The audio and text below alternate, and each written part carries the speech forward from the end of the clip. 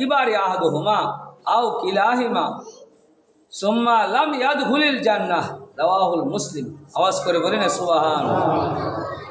হযরতে আবু হুরায়রা রাদিয়াল্লাহু তাআলা হইতে বর্ণিত বলছেন, নবীজি ইরশাদ করছেন, হতভাগা সে, একবার দুইবার তিনবার বলছেন না, তিনবার বলছেন, হতভাগা সে, হতভাগা সে, হতভাগা সে, যে ব্যক্তি তার পিতা এবং মাতাকে পাইছে অথবা পিতা মাতার একজনকে পাইছে।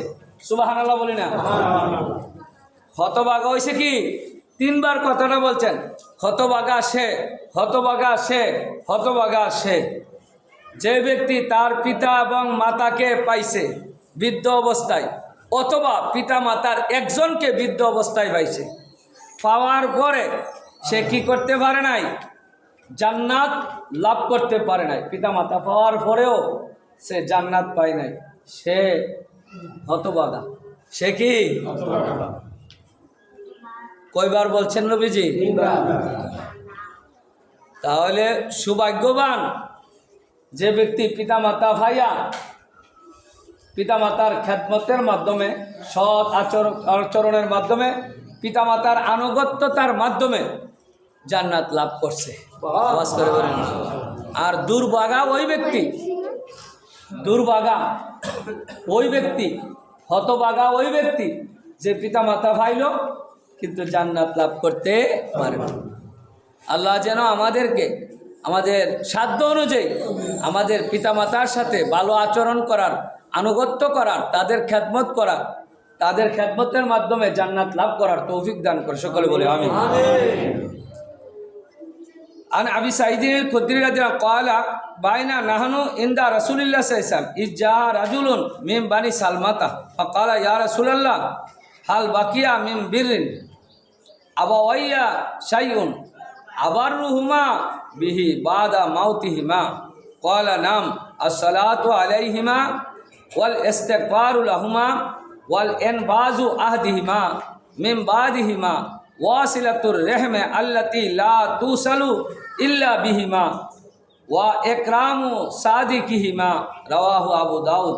আওয়াজ করে বলেন সুবহানাল্লাহ। লম্বা একটা হাদিস আবু দাউদ শরীফের মাঝে। এই হাদিসটা হচ্ছে হজরতে উসাইদ রাদিয়াল্লাহু তাআলা, আবু উসাইদ রাদিয়াল্লাহু তাআলা হইতে হাদিসটা বর্ণনা করেন। তিনি বলেন, আমরা